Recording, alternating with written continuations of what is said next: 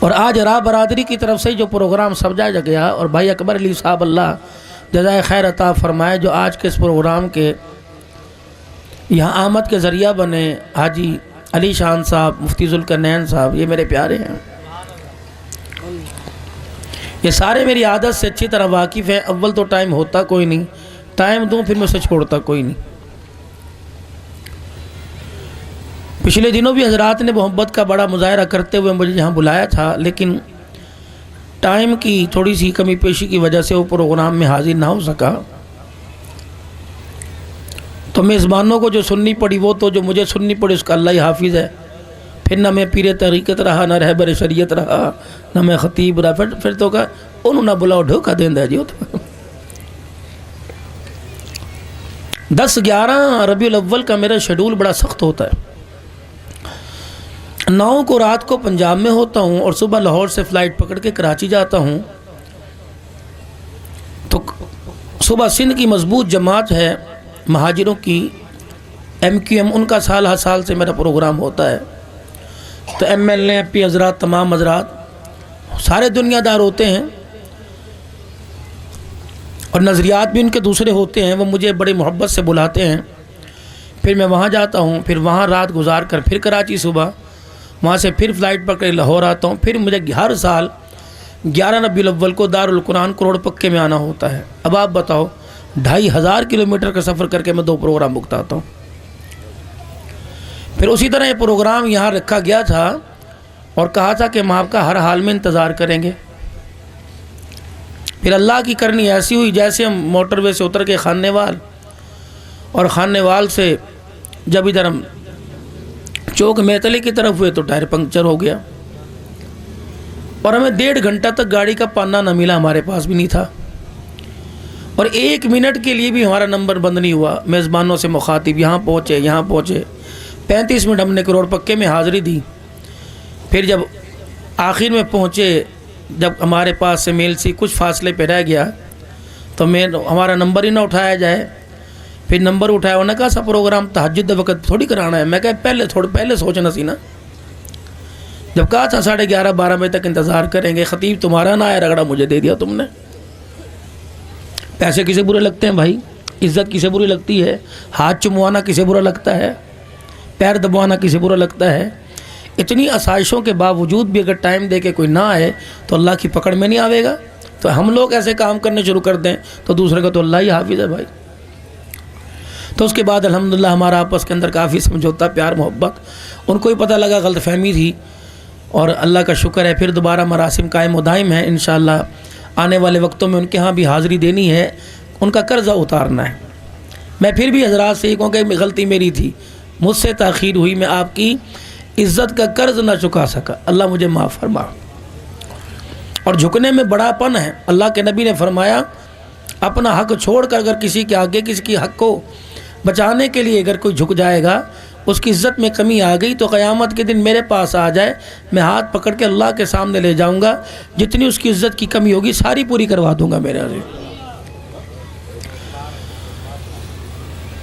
تو العلماء ورثۃ الانبیاء، یہاں حضرات کے دائیں بائیں جتنے علماء بیٹھے ہیں، ان کے پاس نہ جگیر بھی کوئی نہیں ہوتی، جائیداد بھی نہیں ہوتی، اور یہ واحد محکمہ ہے کہ اپنی پوری زندگی کی کارکردگی نوکری میں کچھ نہیں بنا سکتے، اور یہ واحد محکمہ ہے کہ جس کو جب چاہو تبدیل بھی کر سکتے ہیں، کوئی احتجاج نہیں، کوئی اپلیکیشن نہیں، کوئی کورٹ سے سٹے نہیں، کوئی سٹے آرڈر نہیں، جب چاہو جگیر خالی کرا دو۔ اسی حالات کو سامنے رکھتے ہوئے کراچی کے اندر ایک مؤذن صاحب نے 60 سال مسجد کی خدمت کی۔ جب ان کو جواب دے دیا کہ جی اب آپ جائیں، اب آپ سے مسجد کا کام نہیں ہوتا، مؤذنی نہیں ہوتی، ہم کسی نوجوان کو تلاش کریں گے۔ اب وہ 60 سال نوکری کرتا رہا، کتنی عمر میں آئے ہوں گے وہاں پہ؟ کتنے بچوں کو قرآن پڑھایا ہوگا، کتنوں کے نکاح، کتنوں کی ڈولیاں اٹھوائی ہوں گی، کتنوں کو غسل دیے ہوں گے۔ اب دل برداشتہ ہوئے، انہوں نے اللہ کے گھر میں پنکھے کے ساتھ رسہ ڈالا اور گلے کے اندر پھندا ڈال کے اپنے آپ کو مسجد کے اندر ہی ہلاک کر دیا، اور نے کہا نہ بچے، نہ گھر، نہ در، میں یہاں سے کہاں جاؤں؟ ہم نے تو انتظامیہ بیٹھ کے ہلکا سا آپ جاؤ جی، آپ کو جواب ہے، کوئی وجہ وہ ہم نہیں بتاتے، آپ کے پابند نہیں، آپ یہاں سے جاؤ، بس اتنا سے بات۔ رشتہ داروں سے اس کی بنی ہوئی نہیں ہوتی، موت میت میں جا نہیں سکتا۔ اگر کراچی فوتگی ہو جائے، اگر میری تائی مر گئی، ایسا کرو کسی اور کو بھیج دو، مولوی صاحب نماز کا مسئلہ کون پڑھائے گا؟ تو ایک گڈی جاؤ، دوسری گڈی واپس آؤ۔ جب ساری زندگی رشتہ داروں سے تعلق ہی نہیں رہے گا، موت میت میں خوشی غمی میں شامل نہیں ہوگا، تو اس یہ تام توپڑا اٹھا کے بہن دھی کے گھر چلا جائے، رشتہ داروں کے گھر چلا جائے، اسے کون رکھے گا؟ پھر یہ لوگوں کی دکانوں پر زکوٰۃ ہی مانگتا نظر آئے گا، اور عید کے دن کہے گا ساڈا بھی خیال کرے جائے؟ نہیں، ہم اللہ کی ناراضگی اور اللہ کی پکڑ میں نہ آ جائیں۔ ہم جس طرح اپنے بچوں کا خیال کرتے ہیں، اس سے زیادہ مسجد کے خادمین، مؤذنین، قراء اکرام، علماء کا خیال کرنا، خطباء کا، کہ ہمیں دنیا کے اندر دین کا رنگ ڈھنگ یہی سکھاتے ہیں، ہمیں اور کون سکھا؟ ہر طرف تو اللہ کی نافرمانی کی آوازیں لگ رہی ہیں۔ کوئی بازار، کوئی دکان، کوئی کاروبار، کوئی کارخانہ تو ایسا دکھا دو کہ جس کا اندر کا حال اور جس کا انداز گفتگو ہمیں اللہ کی طرف بلاتا ہو۔ یہ دین کے مراکز، مساجد، مدارس، واحد یہ دین کے مراکز ہیں، اگر ان کو بھی ہم ان کے رحم و کرم پر چھوڑ دیا، ان کا خیال نہ کیا، تو آنے والے وقتوں میں لگ رہا ہے کہ جنازہ پڑھانے کے لیے بھی ہمیں آسمانی مخلوق کو بلانا پڑے گا، زمین پر تو کوئی تیار نہ ہوگی، جو اس وقت ہماری صورتحال ہے۔ ہمیں کیوں خیال نہیں آتا کہ مسجد کا خطیب ہو اور اپنی خطابت کا لوہا، کہ یار ہماری مسجد کے قاری صاحب تقریر کرتا ہے، ماشاءاللہ بڑا مواد ہے جی، درس قرآن، درس حدیث دیتا ہے، بچوں کو پڑھاتا ہے، نکاح پڑھاتا ہے، تو تنخواہ اس کی 10,000 پہ کیوں آپ اتنا ظلم کرتے ہیں؟ مجھے ایک جلسے کے اوپر 1,00,000 روپیہ خرچ ہو رہا ہے، اگر یہ 1,00,000 روپیہ پورے سال کا امام، مؤذن، قاری پہ تقسیم کیا جائے، کتنی آپ کو دعائیں دیں گے؟ میں آپ کی خدمت میں آیا، منہ مونگے پیسے لے کے جا رہا ہوں، چلو منہ مانگے نہ صحیح، شرما کے کوئی نہ کوئی تو اشارہ کیا ہوگا، 2-4 کم دیں گے تو 4 زیادہ، اتنا میں حقدار نہیں جو آدھے گھنٹے کے اندر ٹائم کی پابندی کرا کے بیان کر کے جا رہا ہوں، جتنا یہ مسجد کا امام خطیب حقدار ہے کہ مسجد خالی ہوتی ہے، ہمیں کہتے ہیں جی تسی بہو ہلے مجمع کوئی نہیں آیا، کی کرو گے؟ ہم کہتے ہیں مجمع کوئی نہیں، کیا بات آپ نے دعوت نہیں دی، لیکن میرا مزاج یہ نہیں، 1 ہو تب بھی وہی بات، 1,000 ہو تب بھی وہ، اللہ کا شکر۔ یہ خالی لاؤڈ سپیکر کے اوپر، مائک کے اوپر بیٹھ کے بول رہا ہوتا ہے، 2 بجنے میں 10 منٹ ہوتے ہیں، پھر سارے کہتے ہیں ٹائم ہو گیا جی بس کرو، کمختو تم پہلے آؤ، سنو تو صحیح۔ اللہ کے قرآن کے ساتھ، مساجد کے ساتھ، دین کے ساتھ، حضور صلی اللہ علیہ وسلم کی ختم نبوت کے ساتھ، آپ صلی اللہ علیہ وسلم کی سیرت کے ساتھ، یہ سب سے بڑی کھلم کھلا نافرمانی۔ 1 گھنٹہ مولوی صاحب تقریر کرے اور مسجد کا ہار بھی فل نہ ہو، یہ آج کے رسول ہیں جو آ کے آخر وقت میں بیٹھے، جنہوں نے جمعے کی سنت چھوڑی اور جمعہ پڑھ کے جمعے کے بعد کی سنت کو چھوڑی، انہیں رسول اللہ صلی اللہ علیہ وسلم کا امتی کہلانے کا حق کی کوئی نہیں۔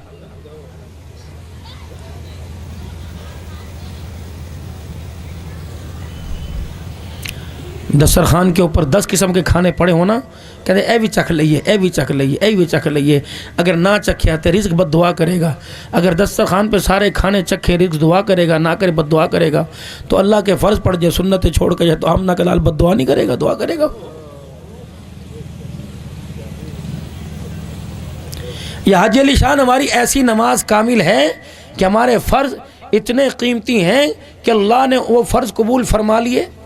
حضور نے کیوں فرمایا نوافل کا اہتمام کرو، سنتوں کا اہتمام کرو، یہ نوافل، یہ سنتیں تمہارے فرضوں کی کمی کو پورا کریں گے۔ ہمارے یہاں پڑھنے کو تیار کوئی نہیں۔ اگر اگلی بات کہوں، علماء بھی ناراض نہ ہوں، بدگمانی سے اللہ معاف فرماوے، لیکن دیکھنے میں یارا اپنی کارکردگی میں، دوسروں کو تو کہتا نہیں۔ عشاء کی سنت اور نفل عام آدمی کا تو پڑھنا دور کی بات، مسجد کا امام ہی نہیں پڑھتا۔ جتنی نمازوں، سنتوں کا، تحیۃ الوضو کا، تحیۃ المسجد کا، نوافل کا اہتمام کرے گا، اور مسجد کے اندر اذان ہوئی، امام صاحب 20 منٹ پہلے مسجد کے اندر آ کے نوافل کے اندر، ذکر کے اندر اور قرآن کی تلاوت میں لگیں گے، آدھے نمازیوں کا ان کو دیکھ کے شوق پیدا ہو جائے گا۔ جدوئی موٹر سائیکل کھڑی کرے گا کتنے 1 منٹ رہ گیا، دبڑ دبڑ وضو کر کے آئے گا، پڑھا کے چلا جائے گا، تو مقتدیوں کے اوپر خاص اثر ہوگا۔ ہماری بھی غلطی ہے، یہ نہیں کہ سارے آپ قصوروار ہیں۔ امام صاحب نماز پڑھ کے بیٹھے اور اپنے مقتدیوں کا حال حوال معلوم کرے، حاجی صاحب زور دے وقت نہیں آئے، کل خیر سے تجھے کیوں نہیں آئے، پرسوں خیر تھی۔ یہ تب ہوگا کہ دونوں طرف سے پیار برابر ہوگا، کہ آپ ان کے اکرام، ان کی خدمت میں کمی نہیں کریں گے، یہ آپ کے بچوں کو جنت کا وارث بنانے میں اور آپ کو کامیابی کی زندگی دلانے میں کمی نہیں کریں گے انشاءاللہ تعالی۔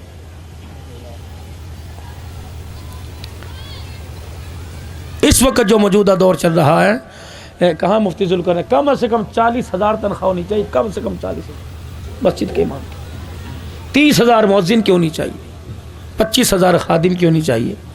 خدا کی قسم، تم نے سیلاب زدگان کے لیے لاکھوں روپے یہاں سے بھیجا، انہوں نے ایک دفعہ دعا کی، اگر مسجد کے قاری اور خادم کی اتنی خدمت کرتے، اللہ کی قسم رات کو کروٹیں بدلتے بدلتے بھی وہ ہمیں دعائیں دیتے۔ میرے یہ جو ایک باتوں میں بات آ گئی، مجھے کسی نے نہیں کہا، مجھے تب یہ نہیں پتا کہ بریلی ہے کون، شاید ملاقات بھی ان سے ہو گئی ہو، لیکن میرے عزیزوں، میں اس فیلڈ کا ممبر ہوں، میری یہ فیلڈ ہے، میں اپنے پیاروں کی نمائندگی نہیں کروں گا تو کون کرے گا؟ ہمیں تو 4 بول اللہ نے دے دیے، توتیہ پاکستان بن گئے، آواز میں سوز ترنم آ گئے، جو سادہ ان آواز دے، ان کا کیا قصور ہے؟ اور ہمارے سے زیادہ علم کے پہاڑ ہیں وہ۔ لیکن میلسی کے غیور مسلمانوں، ایک بات آپ کو بتاؤں، اللہ نے ان کے تھوڑے میں اتنی برکت دی ہے، اپنے آگے جھکا کے سلاتا ہے اور صبح اٹھا کے اپنے آگے جھکاتا ہے۔ میرے آگے 15 ہزار روپے تنخواہ، بچیاں بھی عزت والے گھروں میں بیائی گئی، بچے بھی بیائے گئے، اللہ نے گاڑیاں موٹر سائیکلیں بھی دے دی، حج بھی اللہ نے کرا دی، عمرے کرا۔ اللہ نے کہا فکر نہ کر، پیسے سے حج نہیں ہوتا۔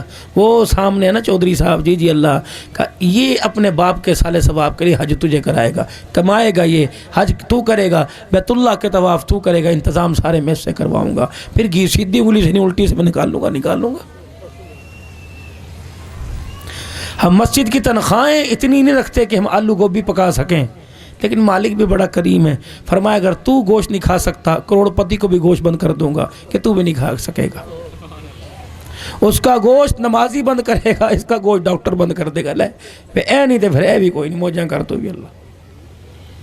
پھر بازار سے یہ خریدے گا، تھیلی میں یہ ڈلوائے گا، گھر یہ لے کے آئے گا، امام صاحب کی گھنٹی یہ بجائے گا، حضرت کچھ ہو اے گوشت لے کے آئے ہیں، بس دعا فرمائی ہو جے، اللہ اکبر، کھلائے گا بھی، منتیں بھی کرے گا، دعا کروائے گا، پھر اللہ ایسے پلٹا دیں گے کیونکہ وہ اللہ ہے۔ اور آپ لوگوں کے ساتھ میرے اللہ کو کتنا پیار ہے، ہم اندازہ ہی نہیں کر سکتے۔ اللہ بہت پیار ہے اللہ کو ہمارے سے۔ جناب سیدہ ام المؤمنین عائشہ رضی اللہ تعالی عنہا، مجھے لگ رہا ہے کہ الحمدللہ عوام خوشحال ہیں اور ساؤنڈ کو بخار لگ رہا، مجھے لگ رہا ہے کوئی، اچھا بجلی کم ہے تب، ہائے اللہ، ایسا وقت بھی آنا تھا ان پر بھی بجلی کا اثر پڑے گا۔ یہ بھی تو خطیب سے زیادہ پیسے مانگتے ہیں، اللہ نے کہیں نہ کہیں تو گچی پکڑنی ہے سب کی۔ ناراض ہونا میرے پیار سے میرے بات۔ ایک جگہ میں پروگرام سندھ میں گیا، انہوں نے جو میری خدمت کی اس سے 1.5 گنا زیادہ ساؤنڈ والے کی خدمت کی، میں اس کا منہ دیکھنے لگا۔ اللہ اکبر، اللہ الحمد، درود شریف پڑھیں، اللہم صلی علی سیدنا محمد۔